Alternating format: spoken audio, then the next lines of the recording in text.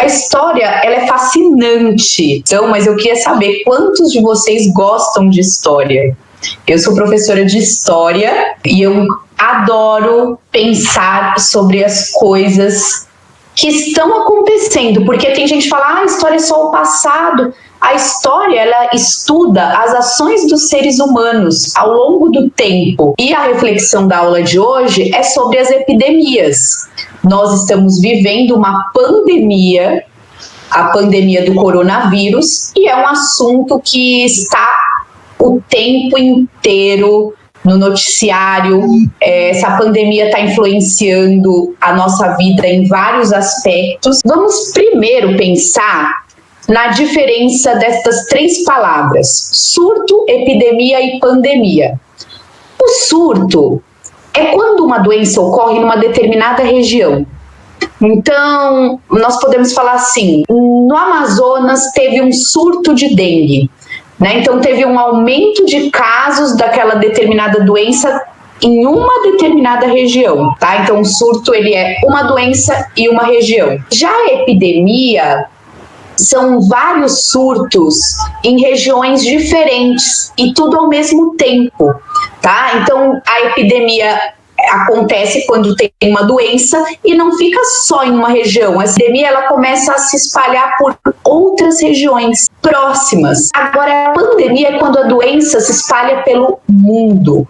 O coronavírus, que é o vírus que causa a doença Covid-19, nós vamos falar um pouquinho mais sobre isso, espalhou pelo mundo. Bom, gente, e as doenças no passado? No passado, a ciência ainda não tinha desenvolvido para saber sobre os vírus, as bactérias, como funcionava o nosso corpo. Então, nós temos muitos avanços. Hoje é possível fazer exames, a gente consegue ter uma série de tecnologias que no passado não era possível. Então, as pessoas, como elas não conseguiam detectar exatamente o que causava a doença, ou até diferenciar um vírus, uma bactéria, o rótulo de várias doenças era assim, uma peste. Olha o tanto de epidemias. Em 428 a.C., durante a Guerra do Peloponeso, a Guerra de Atenas contra Esparta, quem gosta de história adora esse tema. Aconteceu a peste de Atenas. Depois, durante as guerras púnicas entre Roma e Cartago, a peste de Siracusa, peste de Antonina em 166 já depois de Cristo, durante o Império Romano, a peste justiniana, 542, em Constantinopla, também chamada de Roma do Oriente, e a peste negra no século XIV, que é bem conhecida. Não sei se vocês já viram algum vídeo sobre a peste negra, geralmente é um assunto que causa muito espanto, porque essa doença ela causava manchas escuras pelo corpo, bolhas, não tinha fotografia na época, né, mas as representações, as imagens de documentos que retratam uma pessoa com peste negra, né, são pinturas assim que são fortes. E imagine viver aquele período e ter várias pessoas pegando a doença, e qual que era o principal problema? Eles não tinham a menor ideia de como as pessoas pegavam essa doença. As pessoas começavam a ficar com febre muito alta, bolhas estouravam pelo corpo inteiro e a pessoa acabava morrendo e as pessoas ficavam sem entender nada. Por que essa doença foi causada? Pela falta de higiene. Hoje em dia ainda tem essa doença, hein, gente? Só que ela está muito controlada, porque hoje se sabe a causa da doença. Essa falta de higiene, aliada ao crescimento das cidades, porque no século XIV as cidades começaram a se desenvolver na Europa, isso tudo levou à proliferação de ratos. E os ratos se proliferam e eles vão ficando principalmente onde tem a sujeira. E as pessoas conviviam com os ratos normalmente, porque ninguém sabia que os ratos poderiam transmitir doenças. Não o rato que transmitia, mas a pulga que tinha no rato. Quando ela picava o rato e picava o ser humano, ela acabava transmitindo a peste bubônica. Olha que situação! Nós estamos no século XXI, 2020,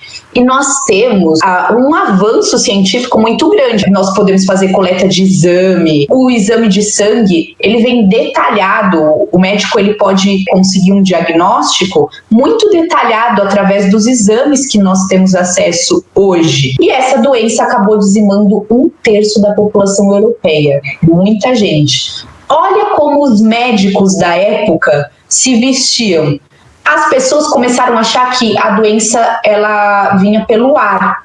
E aqui eles fizeram essa máscara, né? Não é a nossa máscara, é uma máscara num formato de corvo. Ela é bem assustadora. Muitos médicos se vestiam dessa forma, tentando se isolar do vírus, né? Porém, não adiantava, porque não era um vírus, era uma bactéria e ela era transmitida pela pulga do rato. Colocavam ervas aqui nesse bico para tentar não respirar o ar, tá? Então, percebam, as pessoas não tinham ideia de como que a doença se manifestava, como a doença era transmitida, e aí começaram a ter várias respostas à doença mesmo sem saber.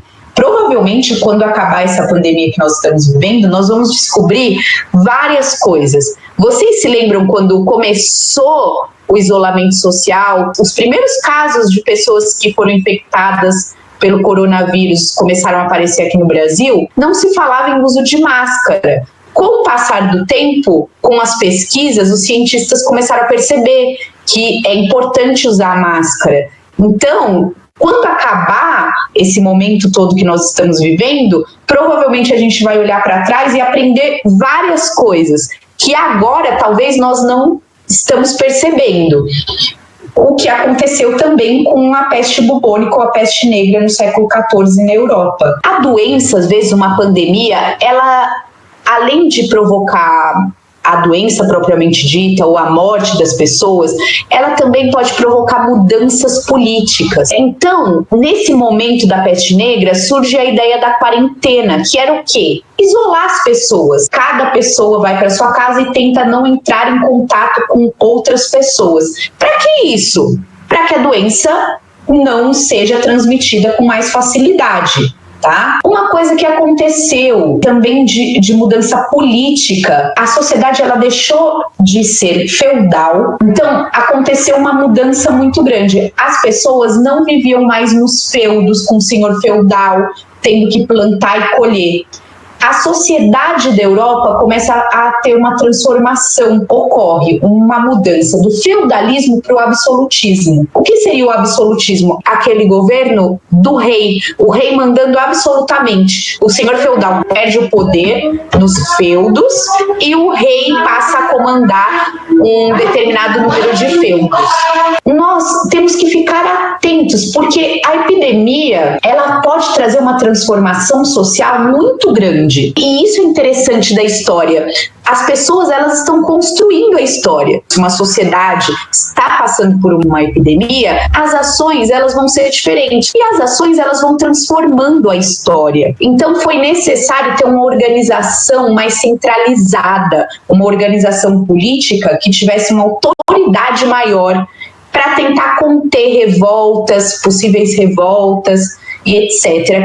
Que surgiram a partir da peste negra. Vamos ficar de olho, hein? Será que qual mudança política o Brasil vai enfrentar a partir da pandemia que nós estamos vivendo? Será que é necessário ter mais controle, um governo mais autoritário ou não? São perguntas que nós precisamos fazer e ficar atentos. Bom, como eu tinha dito, esse último tópico ele remonta a algo que a gente estava discutindo antes. Muitos servos morreram. Não era possível pagar tributo, as pessoas começaram a se revoltar, e aí por isso a figura do rei autoritário com poder absoluto passa a ser essencial naquela sociedade no momento. As ações políticas interferem totalmente nas ações comportamentais das pessoas. A política ela está ligada a tudo na vida. Política não é só o partido político, não é só a eleição. A política é como as pessoas se organizam. E as pessoas vão se organizando de formas diferentes a depender do que elas estão vivendo. Outra pandemia que também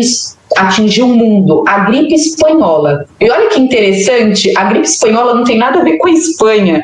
Não começou na Espanha a gripe espanhola. Provavelmente começou nos Estados Unidos. Mas a Espanha foi o primeiro país a relatar sobre a gripe. Depois a doença ficou conhecida como gripe espanhola. A gripe espanhola, ela ocorre após a Primeira Guerra Mundial. Pandemia também se espalhou por diversos continentes e vários países no mundo, principalmente aqui no Brasil. Como eu disse anteriormente, ela foi noticiada pelos jornais espanhóis. E o Brasil fez uma quarentena durante a gripe espanhola. Nós estamos falando de mais ou menos 1918. Então, o Brasil também já passou por um contexto parecido com o que nós estamos vivendo hoje, de quarentena, de isolamento social. Novamente, muitas notícias falsas, remédios falsos.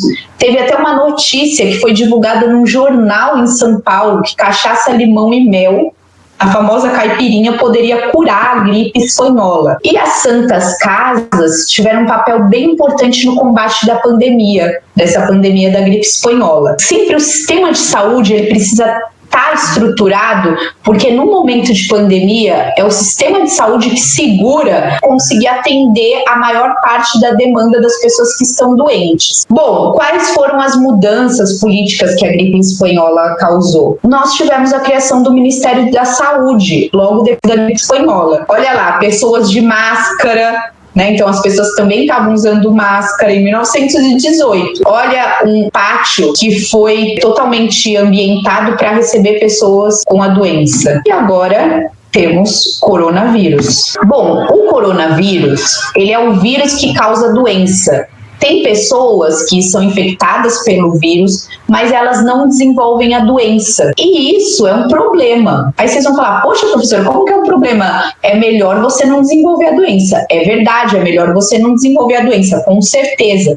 O problema é que as pessoas sem sintomas, as pessoas assintomáticas, elas podem transmitir o vírus. Então você está lá tranquilo, achando que está tudo certo, porém você está transmitindo o vírus para outra pessoa. Isso é ruim. E por isso que as primeiras medidas de combate à pandemia aqui no Brasil foi a tentativa de fazer o isolamento social, porque você não sabe se você é assintomático ou não. Você pode estar aqui de boa, conversando, fazendo várias coisas, e você pode estar transmitindo o vírus para outras pessoas. Atualmente, os cientistas percebem que tem pessoas assintomáticas circulando. Isso é um perigo muito grande, você não pode saber quem está infectado e quem não está infectado, porque tem pessoas que não desenvolvem nenhum sintoma, nenhuma tosse. Entenderam o problema que nós estamos metidos? Se você vai para a rua e você está com coronavírus e não tem sintoma, e você de repente passa para alguém que está do seu lado, e essa pessoa que está do seu lado desenvolve sintomas na versão grave da doença, isso é um problema muito grande. Estamos discutindo agora, gente, a volta ou não das aulas presenciais. É uma discussão muito intensa. Então a gente está percebendo que o comércio está reabrindo, lojas, shoppings, tudo está reabrindo. O vírus ainda está circulando entre nós. Nós não temos uma vacina que leve à imunização, nós ainda não combatemos a doença e nem o vírus. Então o vírus está circulando. Por muito tempo, o começo da pandemia eu falava, o problema maior são as pessoas idosas. Atualmente, as pessoas idosas ainda elas estão dentro do grupo de risco, mas o que se percebeu no decorrer da doença até agora é que pessoas jovens morreram também. A gente precisa ainda passar por esse túnel e ficar bem atentos. Temos agora uma discussão importante para fazer sobre a volta às aulas ou não. Tem lados, tanto quem defende a volta às aulas tem motivos para defender a volta às aulas, e são motivos reais, motivos importantes. Quem também não defende a volta às aulas por conta do medo que a volta às aulas com as escolas cheias, esse vírus pode circular ainda de uma forma mais rápida, também tem motivo para defender que as aulas não voltem ainda. Estamos diante de um dilema. Percebam, não é porque o comércio está reabrindo que tudo está feliz. Não, nós ainda estamos com uma taxa de transmissão muito alta, muitas pessoas ainda estão morrendo, E mesmo com a flexibilização das medidas de isolamento, nós precisamos ter muito cuidado mesmo, tá? Porque talvez vocês são jovens, vocês talvez não tenham sintomas nenhum, mas vocês podem passar a doença para alguém que vai desenvolver sintomas de uma maneira mais grave. Então, gente, é cuidado, usar máscara, o tempo inteiro lavar as mãos. E aí, a reflexão final que a gente pode fazer é que a gente precisa pensar no coletivo. Eu acho que eu não vou pegar a doença. Primeiro que a gente não sabe quem vai desenvolver sintomas e quem não vai. Tem pessoas saudáveis, jovens, que desenvolveram sintomas, pessoas sem doenças pré-existentes que desenvolveram sintomas e tiveram alguns problemas. Outras pessoas não desenvolveram. Então, a gente nunca sabe. A gente precisa se cuidar. Fora isso, é importante ainda o isolamento social e algumas medidas de segurança para que você não transmita o vírus para outras pessoas. É importante que a gente pense no bem coletivo.